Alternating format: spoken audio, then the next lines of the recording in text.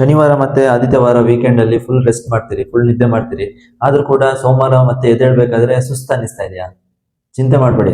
ಇದು just ನಿಮ್ಮೊಬ್ಬರದೇ problem ಅಲ್ಲ, problem ತುಂಬಾ ಜನರಿದು. ಸೊ ತುಂಬಾ ಜನ ಏನ್ ಅನ್ಕೊಂಡಿದ್ದಾರೆ, ವೀಕೆಂಡ್ ಅಲ್ಲಿ ಫುಲ್ ರೆಸ್ಟ್ ಮಾಡಿದ್ರೆ ಮಂಡೇ ಎದ್ದೇಳ್ಬೇಕಾದ್ರೆ ಫ್ರೆಶ್ ಆಗಿರ್ತೀವಿ ಅಂತ. ಬಟ್ ರಿಯಲ್ ಫ್ಯಾಕ್ಟ್ ಏನು ಅಂತಂದ್ರೆ, ವೀಕೆಂಡ್ ಅಲ್ಲಿ ನಾವು ತಡವಾಗಿ ಮಲ್ಗೋದು, ತಡವಾಗಿ ಎದ್ದೇಳೋದು, ಹೆಚ್ಚು ಸ್ಕ್ರೀನ್ ಟೈಮ್, ಹೊರಗಿನ ಊಟ, ಇವೆಲ್ಲ ನಮ್ಮ ನಿದ್ದೆ ಮೇಲೆ ಎಫೆಕ್ಟ್ ಆಗುತ್ತೆ. ಸೊ ಇವಾಗ ಏನಾಗುತ್ತೆ, ನಮ್ಮ ಬಾಡಿಯ ಬಯೋಲಾಜಿಕಲ್ ಕ್ಲಾಕ್ ಕೂಡ ಕನ್ಫ್ಯೂಸ್ ಆಗುತ್ತೆ.